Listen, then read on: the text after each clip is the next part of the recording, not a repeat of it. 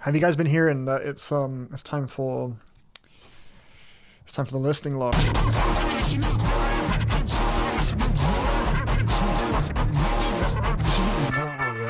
Plenty of albums to talk about. This has got to be my most stacked week yet. I've got a lot to talk about in this video. There's a bunch of shit. We're going to start with this album. Sam Gellaitry's Anywhere. Oh, I'm not even recording. You forgot to record the screen again. Quintessential valesmith right there, bro. Valesmith core. Just valesmith things. Just valesmith things. I'm recording the screen in 3, 2, 1. The screen is now recording. Anyway, Here Is Perfect by Sam Gellaitry was the first album I listened to for this week's listing log, and the reason I heard it was because I saw Sam Gellaitry live in concert in Islington the day before, on the Thursday, and he played the vast majority of this album. It's a tour for this record, which is a pretty damn good album. It was nice to come back to it after hearing some of these tracks live. It grew on me a bit because I was kind of disappointed with the album when it came out. Me being a Sam Gellaitry purist who got into him during the Escapism series and loves his production work, his future bassy stuff, you know, part of me does kind of miss it, even though there are traces of the appeal of those tracks in the newer stuff, the pop stuff where he's singing, and he does have a nice voice. I like hearing his voice. He's got a great ear for melody. He understands which melodies work with his voice, and his production is A1. Like, he's a great producer. It's just when I hear this, I hear something kind of, I don't know, it feels safe. I feel like the ear candy, the unpredictability is missing. You know, I love the journeys that tracks like Desert Mirage take me on, or The Gateway, Jungle Waters, Neptune. Like, these are tracks that just really are spellbinding in their composition, sound design, you know, and that's not really what the appeal is of this record. And I think me being a Sam Gellaitry super fan who's been a fan for a while, hearing it at first, I don't know, there was a disappointment there, because it's like, okay, that Sam G is pretty far gone. He wasn't entirely far gone on Viewfinder Volume 2, his previous body of work. He had instrumental tracks like Solarium and Euphoria, tracks like No Sign, Star of the Moment, Try, Stuck in Heartbeat. They had like production ideas, maybe chord progressions or whatever. I don't know exactly what it was, but you know, just traces of earlier Sam G just trickling in alongside the more direct, like catchy pop songs like, you know, Your Name to a Face, Gullible, New Wave. Anyway, Here Is Perfect is like him fully embracing pop Sam G, and here's like 12 really well engineered, catchy, robust, in and out pop tunes with nice grooves. Daft Punk influences out of control. I know Sam Gellaitry's a big Daft Punk Todd Edwards guy because he told me in person when I met Kenny Beats. He was in the record store. He was right there. We were in the queue and me and my boys were like, is that Sam Gellaitry? It was great, man. And yeah, he told me that, you know, Todd Edwards and Daft Punk. He was like, dude, get into Todd Edwards. And I was like, okay, I still haven't. Sorry. Sam's laser focus on grooves and loops on this album, just getting a really nice scrumptious loop, I think is a really nice bedrock for the pop track, like on Start a Rumor or Curious. The beat is largely comprised of just one really strong loop. And I think overall this is a better project than Viewfinder Volume 2. We're going to talk more about Viewfinder Volume 2. But on a revisit, yeah, this thing really does flow by beautifully. It's a tidy 12 tracks. It's a really strong debut album. It's confident. You can really feel a lot of life in it. Sam Gellaitry really just relishing in this current phase of his career, and there are tons of highlights. I mean, Nervous is one of my favorite Sam Gellaitry. Okay, if there's any song on here that is an essential, it is Nervous, bro. Nervous for me is one of the best Sam Gellaitry songs there's ever been. Escapism included.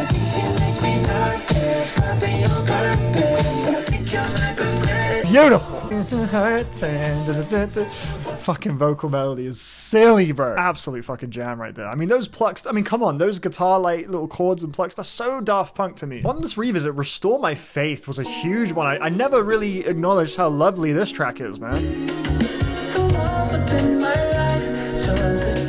Dude, incredible electric piano on that one. I did not acknowledge how lovely that track was. I don't think he played that one live, actually. I think he skipped that one, which is fucked up in my opinion. Anyway, we followed that up with the Sam Gellaitry. We're going to keep talking about Sam G. If you don't like it, skip ahead. Don't leave. Stay. Leave a like. Leave a comment. Help me, bro. Under the Illusion EP. This one kind of came and went. This was a pretty muted release for Sam Gellaitry. Normally, Sam Gellaitry releases, I mean, the Sam G fan base will know. Those of you who have followed Sam G since Escapism, whatever. Sam Gellaitry releasing, it's like gold dust, bro. For a long time when he was on XL, it was like one EP every like 2 years. It was like a few tracks. It was like, oh, more. When we got Viewfinder Volume 1, Phosphine, that was like, damn, this is our first time we've ever gotten like a front-to-back album-length project from Sam Gellaitry, but it was labeled as a mixtape and not an album. And then after that, he signed to Parlophone Records and then some other, I don't know exactly where he's at now, to be honest. But the past few years, even though the old Sam Gellaitry is very much the old Sam Gellaitry separate from the new stuff, he's a whole whole new different artist now, different type of music. Even though that is the case, we are getting a lot more music more frequently. And this EP, a 4-track EP, I mean, this is something that I would have murdered for in 2018. And it's not a bad 4 tracks. It's not his best work, but this is a pretty decent offering of dance Sam G within his new pop lane. You know, it's a much more house-driven, kind of moody club sort of album. I mean, they all flow together. Each of the 4 tracks is like one sort of miniature like DJ mix. Yeah, they're all pretty good. There's not a single track I'd call bad. I think Alone is comfortably the best, but even then I wouldn't say it's like a top echelon Sam G song, but it's all solid. It's a damn solid EP, and it's got a very singular atmosphere to it that only this EP has. So yeah, it does stand out in his catalog, I think. Don't love it, but I do enjoy it. And I do love this one. I love Alone. Alone is great. Crazy vocal chop.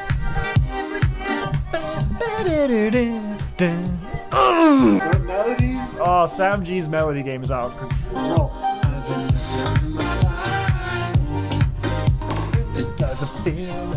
He actually is my goat, bro.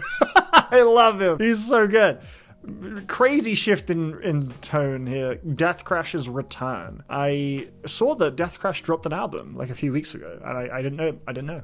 This is called Somersaults. This is the new one. Yeah, it came out February 27th. So about, just a few weeks ago this came out. And I'm looking forward to hearing it because, yeah, I think Return is wonderful. Really great album. It's like a slowcore, very sad, patient, devastating, like shattering album. This thing is upsetting, but it's also very warm, very brittle. In fact, the track Horses. I mean, if you presented me this track and told me it was American Football, like one of their slower jams, I wouldn't argue. Beautiful stuff, man. Really wonderfully performed. There's some interesting uses of like vocal recordings and samples alongside the very downtrodden, borderline spoken word vocal work. Overall, it's a lovely project, and it's not afraid to get pretty aggressive too. There are some loud tracks. When I saw them live at End of the Road, they were fucking deafening, bro. Glad I had earplugs. That was a loud concert. Wear earplugs if you are ever planning on seeing Death Crash, and you should plan on seeing Death Crash. They're a really good band. I can't wait to hear their new album, see what they've been cooking up. Next up, we heard the new Flying Lotus EP, Big Mama. Now, where is Big Mama? There you are. Okay, here we have 13 minutes, 21 seconds, according to the continuous mix here, which is annoyingly placed as like a second disc. I hate that. I don't know why I find that really frustrating. You can hear the whole EP in one song for some reason. This is a pretty confusing release, not gonna lie. It's cool to see Flying Lotus arriving at this point though, honestly, because he's been in a pretty underwhelming place. His music life is definitely playing second fiddle to his director life. He did a film with Aaron Paul, Ash, last year I think it was, and he's also had the anime and blah blah blah. Like he's been very much firmly in like filmmaking animation territory. I'm gonna have a quick look at how the EP has been performing on the old review aggregate sites. Let's take a look at album of the year so we can get a glimpse of, yeah, look at that, 60 range. I'm assuming it's going to be in that 3 out of 5 range on Rating Music as well. 3.08 out of 5. Yeah, overall not really quite taken the world by storm. It's not bad. I think it's nice to hear him actually like hard commit and try and build a new musical world and language, because this sounds nothing like any other Flying Lotus project. So like I was saying before about the American Football thing with the Death Crash track, if you just gave me this music, didn't tell me who it was, I don't know who I would say, but I wouldn't say Flying Lotus. It's extremely video gamey. There's some like pixely 8-bit like chiptune type melodies, especially on the track In the Forest Day, which that in itself sounds like a song for a video game. I think this is also like a soundtrack to a short film that he's put together. And didn't he post some AI shit? I really hope that, yeah. I heard he posted some like AI shit and then took it down, which sucks. Him just being so like artistically emotive and explosive, you know, he's the last fucking guy you want to be like, yeah man, AI is the future, man. Nah, not you, bro. Not you, not the guy who made Kuso. Come on, man. There's not really a single individual song on Big Mama that I really love. They're all so fleeting, and that's nothing new, I suppose. Like, I mean, like You're Dead is mostly like 1 minute long tracks that just go in and out, but they just all combine to make a really exciting whole. And I feel like this one ends right before it can ever reach that point. I suppose Horse Nuke is probably my favorite. I like how it started. Saw Volume 2, man. Does that not sound exactly like some shit Aphex Twin would make on Saw Volume 2? But then it progresses into this. Yeah, it sounds like a fucking boss fight.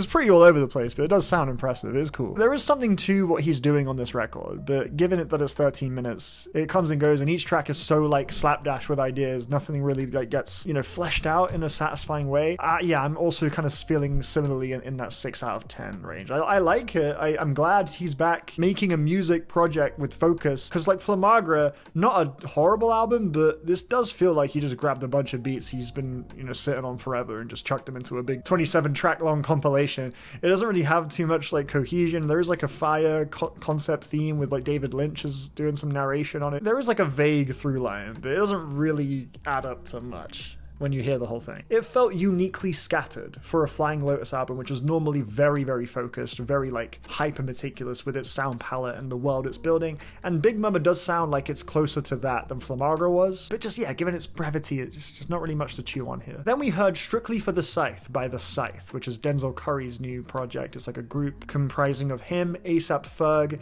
BK the Ruler, and Tia Corinne, maybe one or two others. I can't quite recall exactly who the core members are of the band, but I think it's those guys. I think I just listed them all. Maybe Key Niata as well, because they're appearing several times. I don't know. I talk about this album on a little video. Look at that, it's me. Look at that, it's Daniel. Yeah, me and my friend Daniel. We talk about the Scythe. Here's proof. It's us talking about the Scythe. I'll be honest, we don't talk about it for very long, but we do talk about it. So if you want to hear my thoughts in full, go to that video. I'll put a link in the description so you don't have to do all the typing and everything. You can just quickly tap or click right there. The link will take you right there, and there's timestamps in the description, bro. Right there, 2 hours 48 minutes in, we start talking about Denzel Curry's The Scythe. Oh, The Scythe's strictly for, I don't fucking know, whatever, man. But overall, what do I think of it? Well, I'm not gonna tell you, motherfucker. Go watch the video. Let's move on to the next day. Saturday, we re-listened to Mitski's Nothing's About to Happen to Me, which I talked about last week as it was a new release of last week. And after some time and a revisit, I've decided that I do really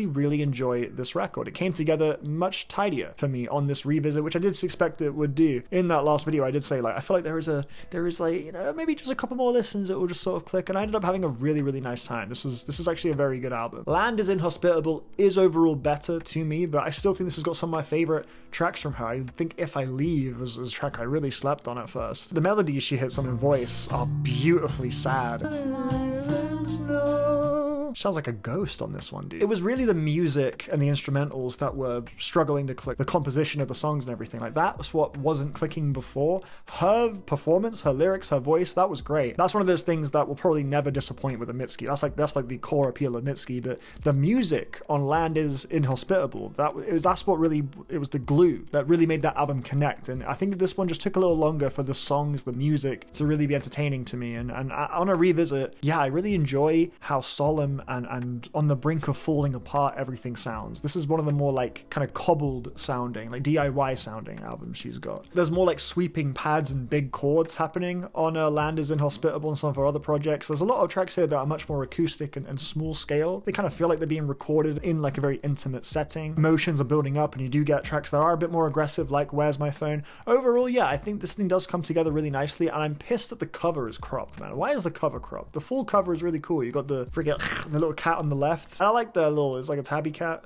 Yeah, man. Yeah, change the fucking street. That's pissing me off the more I think about it. And then I re-listened to Gorillaz The Mountain. I listened to it twice, actually. This was before we recorded the podcast. We recorded it on Sunday. So I was giving it one more once over to familiarize myself with the songs some more. And then after I recorded it and I was going through the footage we got and I was listening to what we were talking about, I started getting interested in hearing the songs again. I will say what I think right here in this video, actually, about this album. We talk about it for a long time. It's like a good 90 minutes of the podcast is Gorillaz talk. Because yeah, Daniel, I'll tell you right now, he was a fan of this project, man. He came with notes, he deep dived it, like he genius read along, you know, we had one of those sort of active listens, and those are always worth doing. I should probably do that more often. I used to do it all the time when I was in college. It's like every album I would check out, first listen would be on Genius, reading up information, researching it. These days, I do that after I've given it a few more passive auditory listens, and if I've come to the conclusion that I'm interested in this music, I will read along. I did that with the Mitski album. Connects you to the music a bit more. I have a theory. Normally I would hide in this video my opinions and save it for the podcast to encourage you guys to watch/listen to the podcast. It's on Spotify as well. Struggling to get the show on Apple, man. Apple's being a pain in the ass. But yeah, I didn't like it very much. I think The Mountain is mid. I think it's a mid-ass album. And I've given it 5 listens. None of them, 0 of those listens were spent reading lyrics, following along super actively. I was just putting it on while I was doing stuff or while I was just laying down in my bed, just listening. And there's a lot I wish I had said in this podcast. When I came back to it after the podcast, I was like, shit, I forgot to mention this. Shit, I forgot to mention this. Because like this album, it seems to have a really hard time staying in my brain. I find it so forgettable. And I heard the shit 5 times, now 6 times. Daniel heard the album twice. I got a fucking theory, bro. I don't think Daniel actually loves this album. I think he's lying. I think he's a liar. Well, no, I think he meant what he said, but I don't know. Daniel, I reckon you give this shit a listen passively. Just chuck it on while you're doing shit. Give it 3 songs. You're going to want to change it. I'm telling you, man. This shit is not that good. I don't think you really love it as much as you think you do, bro.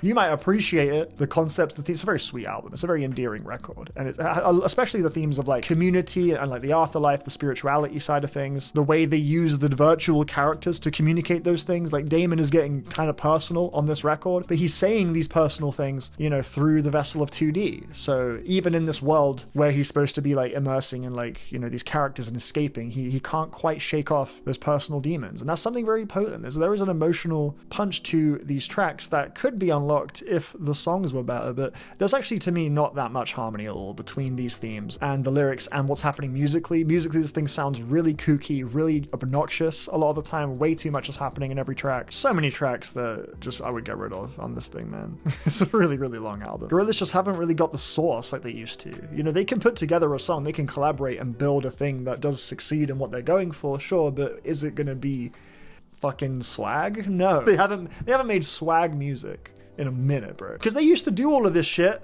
thematics and blah blah, weave it all in, and then they would come out with fucking kids we're going with like fucking catchy ass shit, you know? White light, oh white light, dude, like pre-hiatus Gorillaz had some fucking sauce. Like you knew you were gonna get something fresh. Pre-hiatus Gorillaz, you knew every time they dropped, it was gonna be some like cool shit. But yeah, I don't know, post-hiatus Gorillaz, this is what I wish I had said. It's kind of got like an old head energy to it. And sometimes that's endearing, especially on this album, because they are confronting life, mortality. To quote the great Amy Goodall, they have a real how do you do fellow kids energy about them. Dude, quite frankly, I don't think there's any better way to say it. So yeah, Daniel heard this album twice, both in my opinion, very flattering circumstances. First listen he had was in a big listening party event full of Gorillaz fans, and he said he didn't love the way it sounded, but it was only on the re-listen where he read along and did all the research and took all the notes. That's when he loved it. And that's the only 2 listens he gave the record before doing this podcast. He didn't really spend much time with it just for leisure. I think, bro, Daniel, I'm telling you right now, like, I'm just saying, bro, it wouldn't shock me if you did listen to it just for leisure and came to the conclusion that it's not all that. But what do I know? Maybe I'm tripping. A lot of people are loving this record. It's got like a 3.5 on Rate Your Music, bro. It's doing fucking good. It's getting good. Like Fantano dropped a big old 8 on it, but he's like getting kind of old, so that kind of makes sense. I'm playing. I'm kidding. He likes, yeah, 3.52 out of 5 is mad. For songs this mid, fucking Orange County's got a 4. The hardest thing is saying goodbye to someone you love. It's the hardest thing. You guys like that? Ain't no way that's got the same score as Damascus, the only great song on the album. I spent a good bit of time in this podcast praising Damascus. Anyway, on Monday, while I was editing the podcast, I was listening to Jelinek's Loop Finding Jazz Records, which is one of my favorite editing albums. Honestly, kind of one of my favorite albums. It's so beautiful. It sounds so small and frail, but it's like trying to give you a hug as best as it can. That's kind of how it feels, but it's sort of struggling. The glitchy small drums, they're so prickly over these pads that feel so hyper magnified. Like we've taken a tiny sliver of audio and like really found a little pocket, little world there and looped that. And that's how it feels like the foundations for these songs are being built over really small, intangible, indiscernible noises. And it just has this like, yeah, this fragility to it. I think it's really lovely. It's a great ambient sort of micro house, ambient house record. I mean, I'm sure a lot of you guys know this. I mean, this is like a classic in the genre, bro. But it's one of those classics to where like at the same time, I'm sure a lot of you guys don't know this. Maybe you guys haven't heard this shit, man. And if you haven't, you really should. It's worth it. Then we listened to Escapism I. Oh, we're not done with Sam G, I'm afraid. Sam Gellaitry's coming back, baby. And it's only fucking Escapism I, man. Like, It's about to get real annoying in this function real quick. I'm about to be the most annoying fucker ever. I will never forget when I first heard Dreamscapes. Oh, in my head, I was like, okay, I can see where the song's going. Bells, I can imagine like some bass on it, and then these strings come in. It's like when the strings come in, the melody takes on like a new meaning, and now it sounds like a wave of determination and like beauty comes in, right?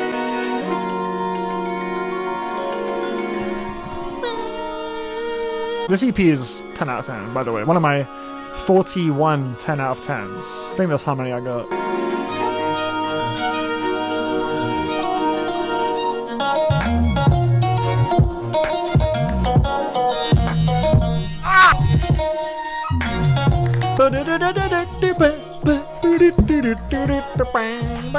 Oh, that sitar is fucked up. What a fucking track, man. Oh, this EP rules so hard, bro. It was a real statement for Sam as well, coming off of the SoundCloud days. Like, there are so many just loose Sam Gellaitry tracks. If you go on YouTube and type in Sam Gellaitry, or if you go on SoundCloud, you're gonna find so many just little loose tracks that he played at DJ sets and released on SoundCloud and blah blah blah. And this was his first like on a label official like EP on XL, like a major label. It's the first project you'll see, or the earliest one you'll see on streaming. And this to me was him saying like that SoundCloud sound, that future bass shit, there's like an ambition to it on this EP that isn't present on those other loose tracks that you can find on YouTube and stuff. Like this one is like way more curated. You got the acoustic, the oriental shit. Oh my god, man. It's just a perfect 17 minutes. Long distance too. Stop it. I will actually play the whole EP. Speaking of electronic music and EPs, Autechre's Kitschly Sweet. Underrated Autechre project, to be honest, man. Then again, they have a lot of projects that are probably underrated because they have 5 billion projects. One of the biggest discographies on planet Earth, surely. Like, Autechre's discography is silly. Fucking out, man. They've got mad studio albums, like so many studio albums. Incunabula, Amber, like, and they're all like, I don't think any of them are shorter than 1 hour too. Like, they've got EPs. Like, yeah, this is an EP, but it's an hour long exactly. That's hilarious, fuck's sake, man. Cornfield is so good, bro. Like, there's a lot to that discography. Untilted might be my favorite album cover they've ever done, but also it might be my favorite Autechre record. I think Untilted is gas, bro. Chorus these. Oh no, XI might be my favorite. I really love, where is it? There it is. XI is fucking great. And then you've got like the live shit, which I don't actually know what's going on with this. Like, there's look at this, look at the track lengths. These are entire live sets. Like, how long is that in total? 28 hours, man? The fuck? And then the LSEC project is 5 albums in one. Each one's like an hour long. And then the NTS sessions. This was all original music, right? The NTS sessions. There's 4 of them. They're all 2 hours each. So there's 8 hours of music there. Yeah, like, what's up with the live shit? Is that worth listening to? Autechre heads, let me know what the deal is with the live show stuff. Because I am kind of curious and just dipping in and just seeing what it sounds like. Fuck it, let's have a little 19 minutes into this one. What the fuck am I hearing right now? Is it just them like just doing shit on the fly? That's wild. Or is this an Autechre song from another album or something? They are actually machines. I didn't even talk about the EP, whatever. There's so many albums to get through. I'm just gonna skip through. Live, Laugh, Love. Listen to that again. It's amazing. Listen to Vladislav Delay. Talked about that a few weeks ago. Yeah, that album is really, really, really hit. This shit is dope as fuck. Love Kaha. Really big fan of Kaha. 11 minutes. Sounds like you are passed out right next to a club. You are like on the brink of death, and this just sounds like what you'd be hearing in that scenario. I feel like I can hear rats scuttering through like drain pipes. I feel like I can hear cars going by, booming, drums and stuff just in the distance, chatter. Like, there's so much texture, so much world building in these songs. It's quickly becoming one of my favorite like ambient projects. I'm gonna tap in on Vladislav Delay heavy. This year is the year of Vladislav Delay for me.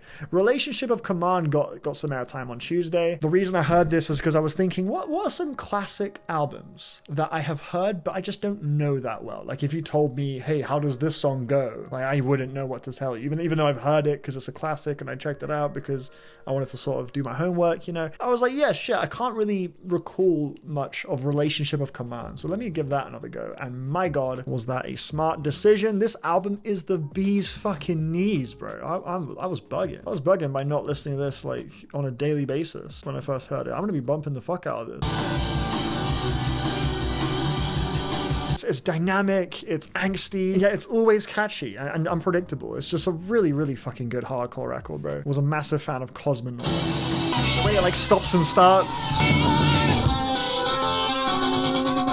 the effects and shit. Like, yeah, this thing has got some fucking sauce, man. I'm gonna be playing this a fair bit. Like, I feel like I really rediscovered something when I came back to this. I'm gonna be bumping this a lot. I always thought this was their debut for some reason, but it's not. It's their third album. What's the status? What's the consensus on the earlier At the Drive-In stuff? Because they took a huge break after this and came back with this. And this album was pretty mid. I remember when this came out. I heard it when it dropped, and I was like, yeah.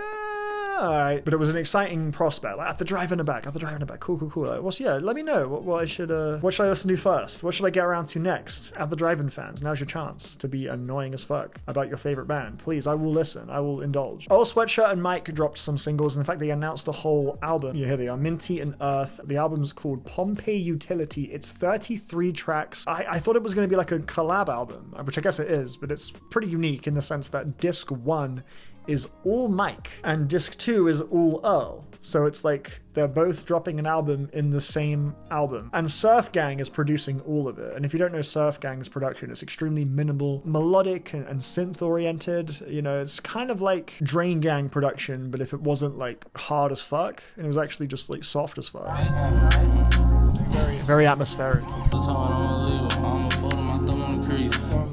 I'm gonna agree. Kind of a Lucky style track right here. One very emotive loop, really downtrodden, borderline drugged out delivery, and like a really barren emotional state. It's pretty expressive. I like this track a lot. The Mike track is awesome too. I heard the Earl song 4 times in a row and the Mike song 2 times in a row. Excited for this album, dude. I'm excited. It comes out just in a few weeks. I re-listened to Product by Sophie. I remember we were talking, Daniel and I, we were talking after we recorded the podcast. We were talking about our favorite pop albums because I brought up that I don't really give a fuck about Magdalena Bay that much. And he was like, what? And I was like, yeah, I don't know. It's like too clean. It's like too clean for me, bro. I don't know. It doesn't move me. Imaginal Disc doesn't move me, bro. Every time I listen to it, I don't care. I'm not interested. I'm not grooving. I'm not singing along. None of this is really particularly memorable to me as like a melody or a chorus. It doesn't move me. I'm not interested in Magdalena Bay. I'm sorry. Death and Romance, get it in the bin. Don't care about it. Sounds like it's trying its best to convince me it's good. I'm like, I don't know, I reject it. I just seem to struggle to get into Magdalena Bay. And he was like, this is insane. He said he thought Imaginal Disc was the best album of the 2020s. Fine. Fair enough. I guess it is like extremely well produced. The personnel on that album is fucking stacked. Like they went all out to build that record and make it as cosmic and like, you know, impressive as it is. So fair enough. If you're really taken by it, you are feasting with that record. If you are taken by it, I'm saying I'm not taken by it. And he was like, okay, well, what pop do you like? And I was like, I like this shit, bro. I like Product by Sophie, baby. Yes. This is what I like, baby. Because we can get the way the snare comes in is fucked up, dude. If that's what you wanna do. Tomato soup can. If you need tomato soup can. Personality, man. Like, this shit gets me. This shit is like interesting to me. Like, I ain't trying to hear what's her name from fucking Magdalena, but Mika. This is brand new image for the whole album, bro. Good for you, dog. I'm alright. I'll take some. Shake it like this. You got to stir that mixture. Make it thick. Let it. We actually lost the goat. It's so fucked up. It's so fucked up that she passed away. Dude, the way she was just like on holiday and it's like one of those things where like when you're in a situation like the one Sophie was in when she passed and you're just sort of with your friend or your partner and I don't know, you always do think like, oh, that could happen. Like I could mess up and, you know, fall and die. But most of the time it doesn't happen. You know, you're safe. You know, it's like, relax, I got this. I'm going to be fine. You know, I think she was trying to get a picture of the moon or something. The one of the rare times where the worst case scenario, like the thing you have to be wary of actually did happen, happened to fucking Sophie. Oh, dude, it's insane. It's so upsetting. The universe is not fair, dude. Like, genuinely, at the time of Sophie's death, if you had asked me, who right now is the most exciting, most forward-thinking musician in the game, all genres, who is the most exciting artist? I am like 95% sure my answer would be Sophie. No, I'm trying to think of who else I would put in that conversation. Death Grips, I guess. We had only gotten like a few Sophie albums and it was just like, dude, nothing else. None of the imitators, none of the people that have been inspired by Sophie, nothing else even touches the source of a Sophie track, man. It's one of those deaths that it just bums me out on a crazy level, man. Rest in peace to Sophie. You are, were, will always be one of the greatest producers, greatest musicians to ever do it. Yeah, SremmLife by Rae Sremmurd. Dude. dude, this album right here, I love this album a lot. Has it got some skips? Yeah, Lit Like Bic, This Could Be Us is probably a skip, and Safe Sex Paychecks. Those three, whatever. The rest, somebody come get her, she's acting like a stripper. What happened to this Sway Lee? I'm gonna be real, Sway Lee completely switched up after this album. Even on SremmLife 2, he wasn't rapping like this, or singing like this after SremmLife. Like, this album is so hedonistic and silly, but there's like an innocence to it at the same time. Up Like Trump, the fact that that was a song that they made. I'm up like Trump, bro. God, that song has aged horribly. He's still president. Like, content-wise, it has. The song, it's actually probably my favorite song on the album. It's a fucking silly banger, but I'm not going to play it because I don't want this video to end up on, I don't know, the wrong side of YouTube or something. I don't know. But between you and me, I fucking love Up Like Trump. I think it's a great song. One of the best Sway Lee verses on the album, but Sway Lee on My Ex exemplifies exactly what I'm talking about. Bitch, I'm shining on my ex, bitch. My ex, bitch. My ex, bitch, I'm shining on my ex, bitch. There's like a little croak in there. It sounds like a kid pretending to be like a superhero or something. Hold on a second. You coulda had a check, bitch. Hey, shoulda, coulda, woulda. Yeah. Now we're my next bitch. And you just another name on a checklist. It's just so good. It's so the best SremmLife. Like, so clearly. Like, I am genuinely blown away that the most common opinion is that SremmLife 2 is the best. SremmLife 2 is the obvious worst. I'll give you SremmLife 4, sure, if that's your least favorite. I'm not going to argue that. SremmLife 1 and SremmLife 3 are clear. They neither of those two should be the worst, in my opinion. SremmLife 2, though, in my humble opinion, fucking absolutely the worst. Yeah, it's got Black Beatles. Okay. And it's got Swang on the deluxe, but that's not even on the fucking deluxe. The base album is rubbish. But yeah, SremmLife 1 is the best shit ever. I mean, the singles speak for themselves, bro. Outside of This Could Be Us, which is the biggest song on here, unfortunately. I don't think that's a very good song at all. The verses are awful. Hook is whatever, but yeah, the verses are awful. No Type and No Flex Zone, Come Get Her, Unlock the Swag, those tracks. Unlock the Swag isn't even like a hit. Oh, it's one of the least streamed. It might actually be it's the least streamed song is Unlock the Swag. I thought that was like a big hit. I thought that was like a moment. Like, that's such a like a memeable song. Like the core, unlock the swag. Like, wow, I'm blown away. I thought that was going to be one of the bigger ones. I'm tapped out, bro. Anyway, shout out to Rae Sremmurd. Hope you keep making music, even though you'll probably never touch this ever again. Re-listen to Squarepusher's Dostro Time, and then also listen to Squarepusher's Hello Everything, which I listened to again on Thursday. Let's talk about Dostro Time. I listened to this last week. I didn't have much to say because it was just first listen, but I could tell it was really good. I really enjoyed my first listen with it. I was really impressed by just how busy, dense it was. You know, Squarepusher, I described him as a demon. I said he's really a demon with it, and that holds true on Listen To. These tracks are fucking massive. They are 5+ minutes long half the time, and they take you on some mad, anxiety-riddled, manic journeys. They sound panicked as fuck, particularly the song Dune Ray. There is this hi-hat that is just pummeling away throughout the whole song, and yet somehow it never really gets tiring or grating, and it just gets accompanied by these like dark, moody synths, these pads creep in, these chords creep in. It just becomes this massive beast. And these interludes, which I also described and brought up in the last video, I described them as spellbinding. They are like a serious moment of relief, and they come at the very beginning, the very end, and the very middle. When I hear this project, knowing that those interludes are in the album, going back in, I was like, these moments were like pit stops. Like, I knew they were coming, and I was like, just until we get to those interludes, just power through the chaos. And it just kind of felt like this. Yeah, there's like a Death Stranding type experience to this album that I think is awesome. The last few tracks, bro, Autechre, the way the drums are placed is bizarre. Kind of sounds like what Radiohead song is that? What Radiohead song does that sound like? Oh, what is it? What fucking Radiohead song does that sound like? What am I thinking of? Someone help me. What's the song? You know, the Radiohead fans, remind me of what that song is. And yeah, Hello Everything. Hello Everything. Have I not got that saved here? Fuck's sake. I haven't got it saved here. I gotta find it, scroll through all of these random ass fucking remix albums, EPs and shit. Hello Everything.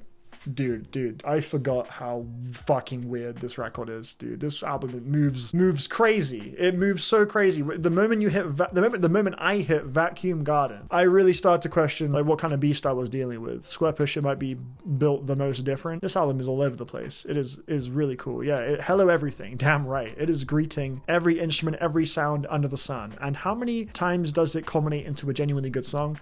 I would say most of the time you're looking good, but there were a couple ones I was iffy on, and I'm still iffy on. I've given this 2 listens last week, and yeah, I am just kind of enamored with this thing's assembly as an album. Bubble Life has been liked. Bubble fucking Life. Beep Street has some competition, bro. Bubble Life might be my new favorite Squarepusher song. The chords on this thing, listen to the damn chords, man. So it has a pretty long build up. And then these synths come in. It has this kind of like loungy, jazzy feel. It's like some shit out of Persona, but then you got all these glitchy electronic sounds on top of it. What sounds like raindrops? Rhodes, man. It's the Rhodes piano. That's what gets it. Oh, this shit is so cool. I love how it just hangs you in this like in between space for quite a while. You get like comfortable in it, and it's like you forget it's even a transition to something, like an in between space. Oh, it just becomes the space. Just happy chilling there, and eventually.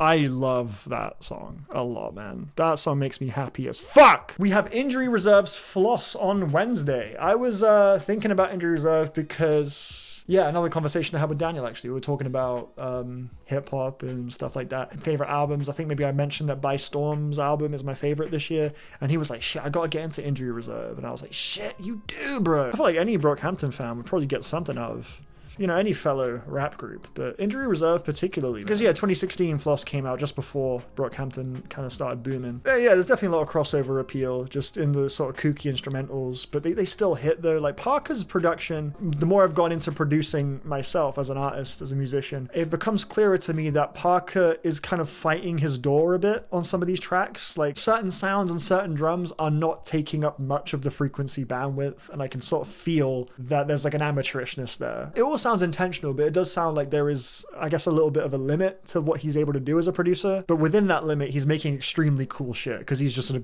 ridiculously creative producer. Like, and this is not really much of an issue anymore. His current stuff is fucking wild. Like, by the time I get to Phoenix, I could never dream of making anything like that ever. Like, that is unreal. You can't make that if you're not a fucking virtuoso. But yeah, Live at the Dentist's Office, Floss, and even Drive It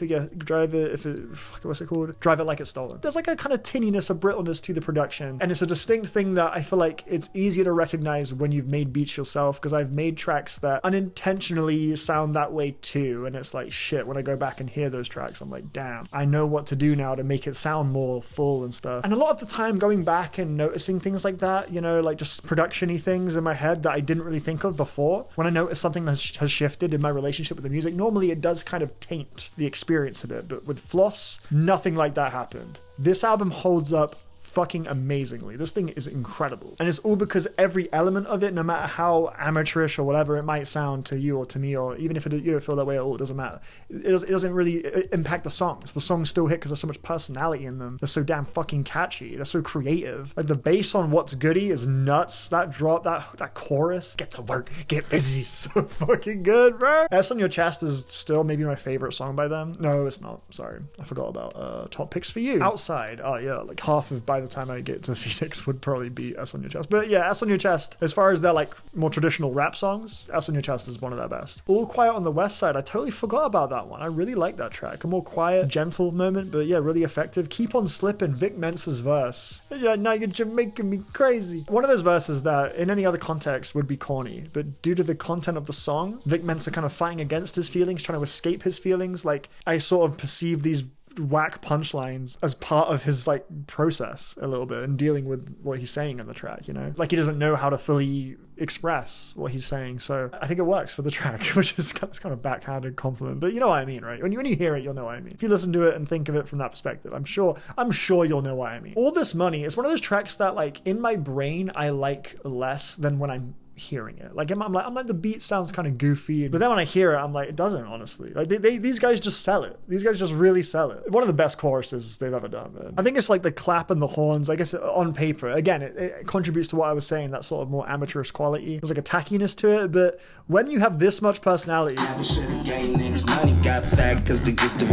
you ain't got it, I suggest you go and get it. Oh my God, I ain't done shit. Oh my life, I ain't done shit.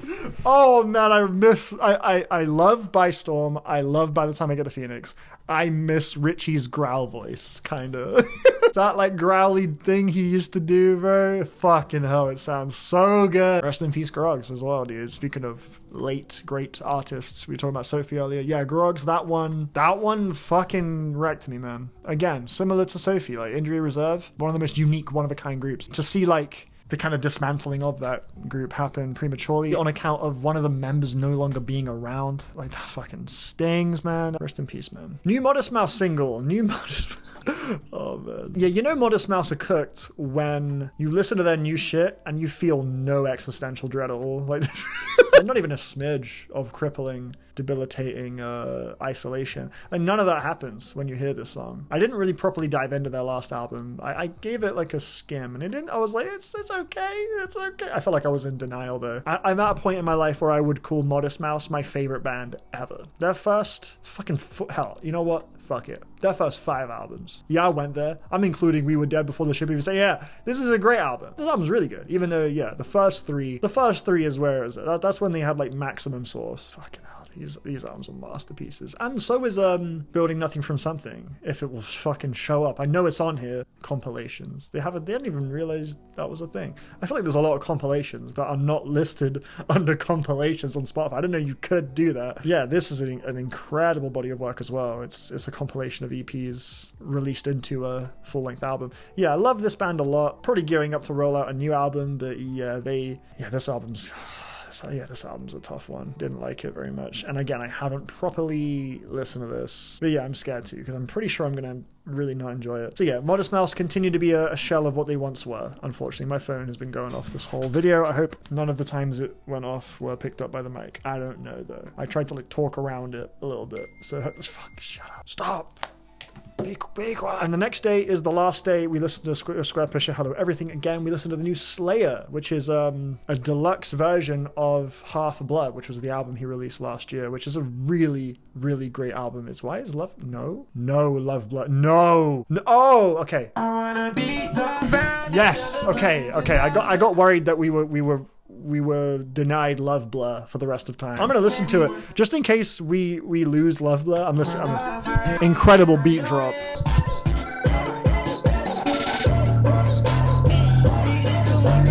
So yeah, that's the kind of vibe we're on with Slayr. It's like rage shit, like really glitchy, fun, video gamey, colorful, melodic, catchy, hard shit. And I've given the deluxe Bloodlux tracks, which is just 10 new tracks, damn near a whole album. The first album's 11 tracks. The first album's, it's like basically a whole new album, pretty much. And I'm gonna say it, bro. It's better. This is better than the first. I've only given it one listen, but I feel very confident saying that the Bloodlux, it is better than the base album. And that's opened up a fun conversation in my head about deluxe albums. Our relationship, or artist relationship, with the deluxe album has evolved quite a bit. You know, it used to be like the deluxe version comes with like a Lucy or something, or like a remix, whereas now I think it's pretty clear that deluxe albums, most of the time, it's new material that was not present before the base album came out. It's not like leftovers from the last one. This is like a curated batch of tracks, bro. They all flow together. This is literally like, maybe one or two of them were like Lucy's from the base album, but I would not be shocked if this is all material that was made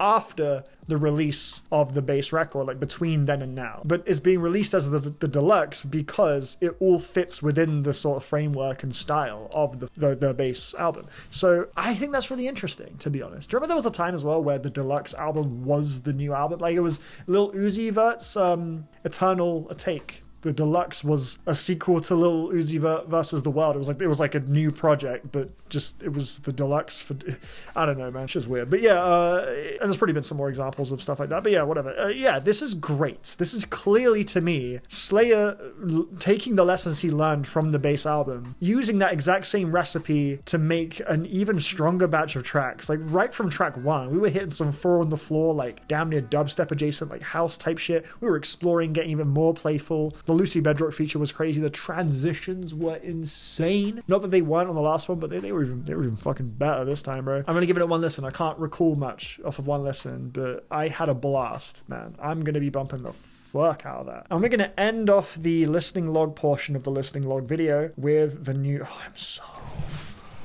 Oh, you know what? I have to edit this actually, because I have not heard it 5 times. I have heard it damn near, I'm gonna just guess, 19 times. Check the last FM. Check the last FM. I've heard this track a lot. The new Ice Age single. I told you last week, Ice Age are up to something. They shared a link on their story to a website, and I was like, okay, Ice Age are back. And I know the lead singer of Ice Age, Elias, what's his surname? What's his fucking surname? I forget what it is, man. Ronenfeld, I don't know. Okay, Ronenfeld, sorry. Not Ronenfeld. Ronenfeld? My fault. Maybe there's some Danish pronunciation stuff going on there that I don't know much about. But this new single, this shit sounds more Modest Mouse than fucking Modest Mouse. Tell me Isaac Brock wouldn't go nuts on this.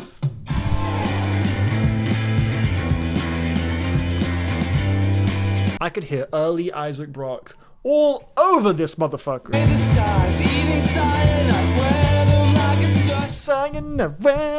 All the rhythms of the fucking little grooves in there. They're great. And there's a tempo switch up, which sounds even more Modest Mouse. Listen to this tempo switch. Tell me the guitar tone.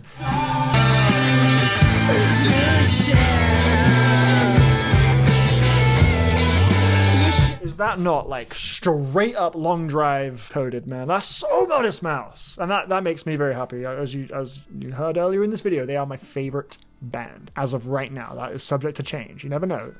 I can't ever place a #1 favorite of all time thing concretely. I don't know. It could change one day, but for right now, Modest Mouse are the goats. And yeah, cover art's just the lyrics. I love this song. I think it's such a great song, and it's such a massive change from anything they've done before. Like musically, it's way like more vibrant, it's playful, it's fun, it's so catchy, so groovy. They've had groovy tracks, but their tracks are normally pretty gloomy and heavily embracing like the post-punk sort of vibe, sort of sound. And this is like, dude, this is some jangle pop shit almost. Like, this is awesome. I love this track. I'm addicted to it right now, if you can't tell. Yeah, and yeah, like Ice Age are a great band, dude. They have never missed. Even Seek Shelter, which is probably their worst, still a very good album. And when they're at their best, like Beyondless is so fucking good. And Plowing Into the Field of Love, this is straight up one of my favorite rock albums ever made. Stay In Against the Moon, 2 of my favorite songs. Yeah, man, we're in business, baby. I know Elias has been on his solo shit, so maybe he's got that out of his system. He's ready to run back some Ice Age. I know I'm fucking ready. If any of the other tracks on this upcoming album, assuming there is an upcoming album, sound anything like this, I'm just fucking buzzing. I can't wait, dude. So yeah, let's peep these new announcements. Casey Musgrave. Casey, she muffs grave, bro. She muffs graves? What on the street is she muffs graves? Is that true? Fuck am I saying? Yeah, she's got a new record out on May 1st. Grammy-winning artist, Casey Musgrave. She won for Album of the Year, by the way, for Golden Hour, which is a pretty good album. It's not that good. It's not Album of the Year good, but it's got Happy and Sad on it, which I really like. Happy and sad at the same time, and I'm smiling with tears in your eyes. Yeah, I like that one. As you can tell, I've heard it a few times.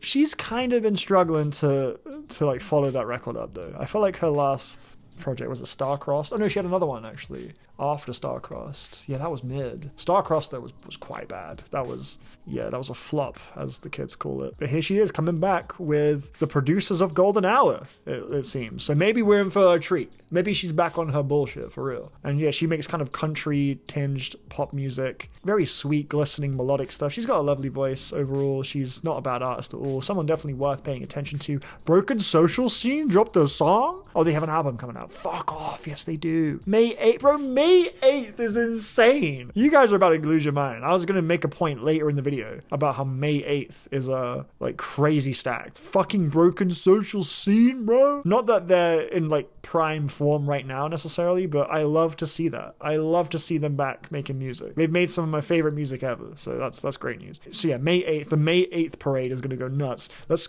start that off with Olaf Dreju from The Knife, the other member of The Knife that isn't Fever Ray. Yeah, he's got a solo project, and it comes out on May 8th. Let's have a little read about that on the line of Best Fit. Speaking of Best Fit, I mean, that is the best fit I've seen.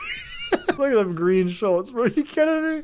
That is out of control, brother. Yeah, the album's called Loud Bloom. The Knife are Swedish, so this is going to be some Swedish, I'm assuming pop shit, because they kind of dabble in like synth pop, experimental shit, you know. Very electronic coded, so we could get some electronic type, digital pop music right here. After taking a break, I'm very happy to have arrived at allowing myself to just have fun with music. So he's feeling free, he's feeling excited, he's feeling like this is him in a mindset where he's allowing himself to have fun, let go. I'm looking forward to hearing what he cooks up, because I know Fever Rae has done a great job of oh, I forgot to mention that in the podcast. Speaking of, yeah, we talk about The Bride. See, there you go. We talk about The Bride as well. Go listen to the podcast if you want to see what I think of The Bride. New movie by Maggie Gyllenhaal. We talk about that. And yeah, that just reminded me that I forgot to mention in the podcast that Fever Rae was in The Bride. Not only was her music in the movie, but she was on stage performing it during one of like the musical-oriented dance sequence, like at a club that, you know, The Bride and Frankenstein's monster. They're in this club, and Fever Rae, I was like, yo, it's Fever Rae. I turned over to Fernando and I was like, Fever Rae? He did not respond. I also said it quietly, actually. Now that I think about it, he probably didn't even hear me fucking say it, and I shouldn't have said anything because I'm in the cinema. But I was in BFI, I was in the IMAX. Yeah.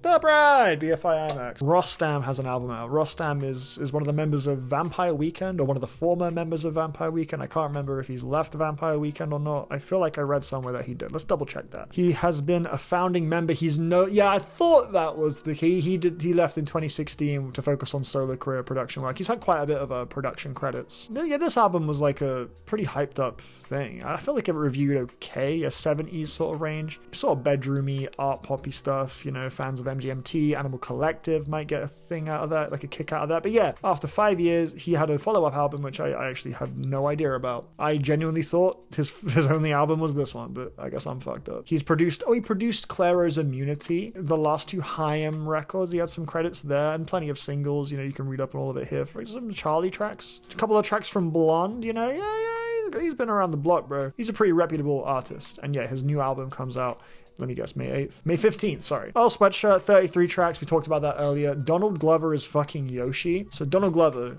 otherwise known as Childish Gambino, has been announced to be the voice of Yoshi in the Mario Galaxy movie. And I gotta say, I don't fuck with this. I fuck with Donald Glover. I like Childish Gambino. Because of the Internet, one of my favorite albums, man. I know that album is kind of lame to like it or whatever, but I love it. I genuinely love it. Awaken My Love, great. You know, I mean, he's had some stinkers too. Don't get it twisted. You know, Bando Stone, overall, yeah, was pretty mixed on it, but there was something to it. As an actor, as a performer, I enjoy Donald Glover in that capacity as well. His stand-up, it's got some good bits in it. Come on, Atlanta, bro? Come on, man, come on. That's fucking amazing. My beef is that Yoshi just shouldn't talk.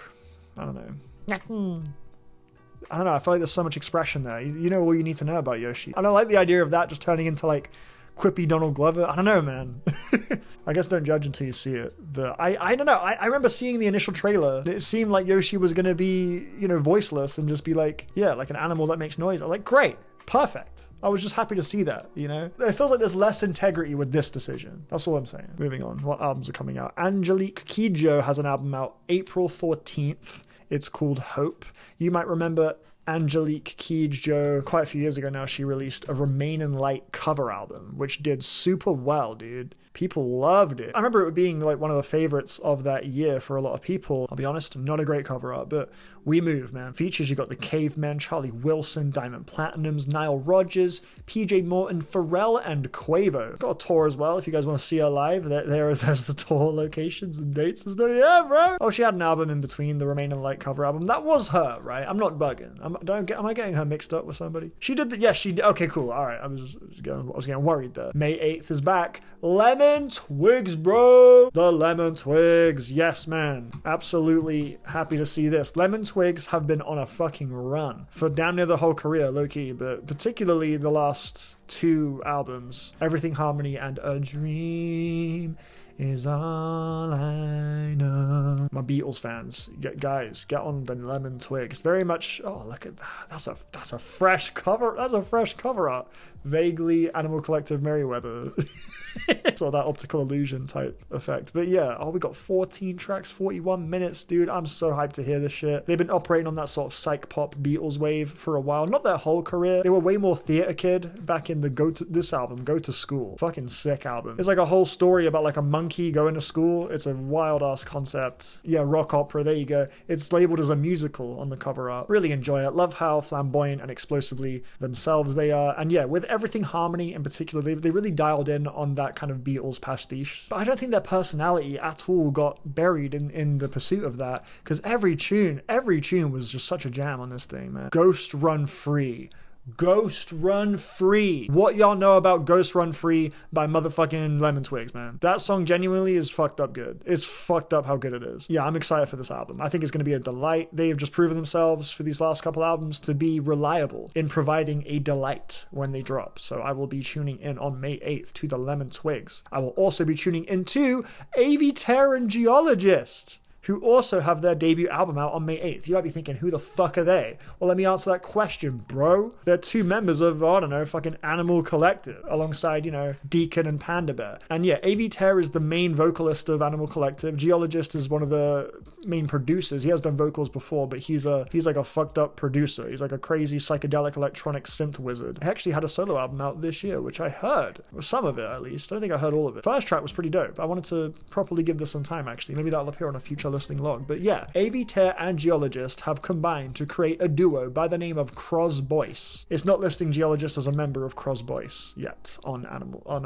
regular music, but you can bet your sweet ass it will do soon. Yeah, get excited. I know I'm excited. Autechre's solo shit is surprisingly fresh. This album was dope, man. Cows on Hourglass Pond, bro. I would say of all of the Animal Collective solo albums, even Panda Bear's ones, I would say that Autechre one is the closest to Animal Collective's central appeal. Even though Panda Bear has got some pretty good stuff, some pretty bad stuff too. He's had the most successful, you know, solo career. But yeah, I'm pumped to hear what Crosboyce sounds like on May 8th. Rosa Walton of Let's Eat Grandma on June 5th has an album. I know the other member of Let's Eat Grandma had an album out like a month or so ago under the name Jenny on Holiday. Yeah, this one right here, Quicksand Heart. Yeah, I haven't heard it yet, but I did hear it was pretty good. And lastly, we got a new Chief Keef project in 2 weeks. That's great news, man. Look at him go. It's called fucking Skeletor. Fuck yeah, it's called Skeletor. So next week's releases, these albums are all out right now. Let's give you the rundown. I'm going to start off actually with the new Kid at the Corner project. Members of the Booth Boys, who I have produced for. They're a lovely bunch. They're really cool. That's sort of their like fun hip hop thing. But a few members of the Booth Boys have a band called Kid at the Corner, kind of more like art rock type shit. Excited to give this a go, actually. I've yet to dive into the Kid at the Corner stuff, but it seems pretty ambitious, you know, given the resources and the personnel we're working with. But I want to give a shout out right now to Copacitic. Look at this. Get on the bandwagon right the fuck now. 60 monthly listeners. You could be one of the first to know Copacitic before they pop the fuck off, bro. Some noisy ass, like hardcore music right here. Shout out to my boy Connor, who was in this band. It's a legend right there. I haven't given it a spin myself just yet, but it's definitely in my future very soon. I'm sure of it. And if you are a fan of hardcore music, thrash, noise, that kind of shit, get on it, man. Check out Copacitic, bro. Tap in on an underground gem right here. Speaking of underground gems, we got a shout out Sil or Sal. I'm not exactly sure how I'm pronouncing this, but you may know Shy, the artist behind the fantastic... This is a different Shy. What the hell's going on? There's another Shy? That's so fucked up. Here we go. Obscura. To Where Wings Rust is my personal favorite Shy project. Woolgatherer's Pond. That's a real hood classic. Those who know, yeah, you know what I'm fucking talking about. Shy. Really lovely ambient music. Yeah, Shy has a new album out under the name Sil or Sal. Shy. Let me know. Sorry if I'm fucking that one up. This is more on some like IDM kind of wave. I gave this a listen just today, so it will be on next week's listing log. But I had a really good time, honestly. I thought this track, Hyphae, that was the shit, dude. This song was dope as hell.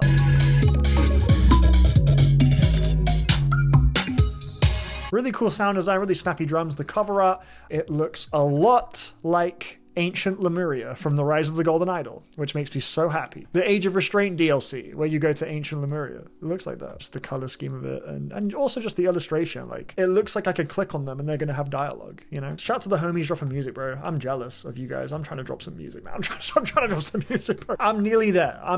This year for sure. 100%. Just bear with me. It's coming. Don't you worry. We are in motion at all times. Don't get it twisted. Anyway, new music. Cities of Eve dropped a new album, new surprise album, experimental hip-hop artist. He's got some shit I absolutely love, some shit I really don't love. Overall, a really great artist, honestly. I will be tapping in. New album from Girl Grill. I don't know exactly how you say it. Little bugs. Yeah, no, this is an artist that appeared on the Bomb Rush Cyberpunk soundtrack with a couple of incredible songs. Operate! Oh,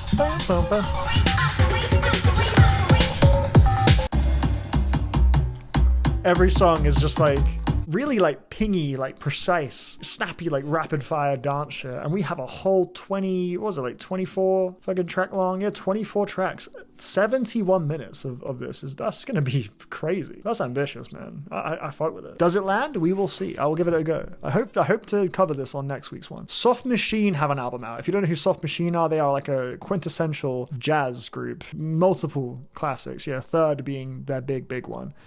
Lovely album right there, but they got a new one. I'm not sure what the deal is with them, if they've like, because they're pretty old school, dude. I'm not sure like what the members are, like if they've all died and this is like a posthumous album, that wouldn't shock me. I've not kept up with like news about them. I'm being completely genuine. That sounded like I was making a joke. Yeah, I'll tap into the reviews, see what the reviews are saying first. You know, sometimes these legacy comeback type albums, you know, it can be kind of mid, so you know, I'll just gauge the vibe first. And yeah, I like what I have heard of Soft Machine, but I understand that the music I heard from them that I liked was from like several decades ago, so it's unlikely that, you know, we're going to get stuff of the same quality because they're entirely different people now and it's going to sound probably a lot different. But yeah, Bruiser Wolf dropped. One of the funniest rappers in the game, McFly? Oh bro, it's because it's a collab album with Sheafy McFly. I thought the band McFly was like credited on several. Like, what the fuck? Yeah, I enjoy Bruiser Wolf. He's not like an everyday artist for me, but whenever I do dive in, I'm entertained for sure. Speaking of rappers that entertain me, but I'm also not trying to listen to every day,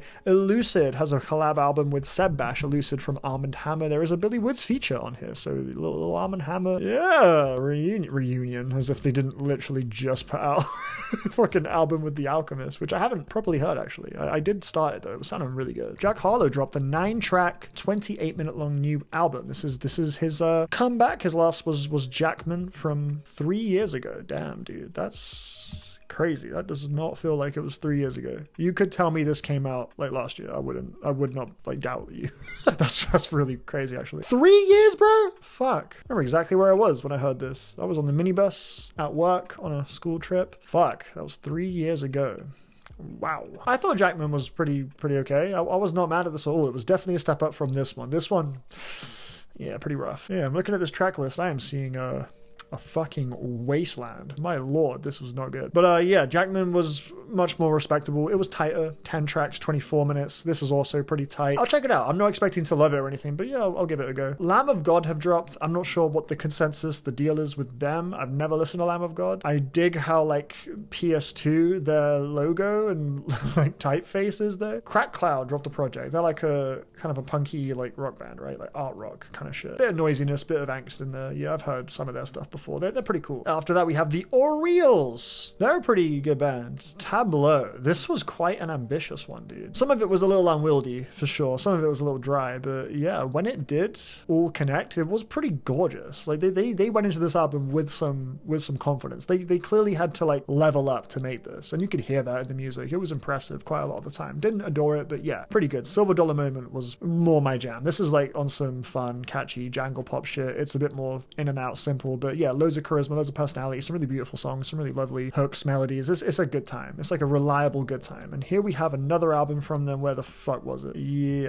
Oh yeah, they had this as well. Disco. I remember this. Yeah. But yeah, anyway, they're back again. New album, Only You Left. They're a very cool, artful band, semi-underground. They're interesting, worth paying attention to. And that brings us to what I would call the big two of the week. Kim Gordon and James Blake. Kim Gordon's last album fucking ruled. I am excited to hear this. Pretty awful cover art, to be honest. I love the cover art on the collective though. But hey, you know what they say? Never judge an album by its cover. And Kim Gordon, she's in her 80s, member of Sonic Youth, one of the best bands ever, making genuinely interesting, unpredictable, passionate music, really expressive, and she was playing around with like hip hop trap kind of beat templates. Like Bye Bye is like a full-on rage song. With it being her late career, I mean, she's very much in a place where she can't be stopped, bro. Hopefully the good tunes keep coming, and she's got a song called Bye Bye 25, another Bye Bye, a sequel to the Bye Bye, another rage track. Who knows? James Blake's new record, not gonna lie, not looking forward to hearing this, to be honest, and that hurts to say as someone who has had a lot of very meaningful experiences with James Blake's music. I think he is not, I get the vibe this is going to be very much not for me. I think this is going to be more Friends That Break Your Heart than playing Robots into Heaven, and that's fine, but I I don't care. I don't really give a fuck about I don't know. I will give this a go. I will hear it, as he is an artist that I've experienced the bulk of his career in real time. So yeah, I am interested in just seeing his moves. But I'm going to go ahead and assume I'm going to leave this album like shrug it. That's going to do it for the listening log, man. That's it. There we go. Oh, I just totally glossed over Harry Styles. Bro, I just completely glossed over VF Volume 2 and Harry Styles. I can live with that, low-key. It's fine, bro. It's no big deal. No one's gonna die. As long as you're good, I'm good. Everything's good. Just have a great day. I don't fucking know. I'm gonna stop now. Bye!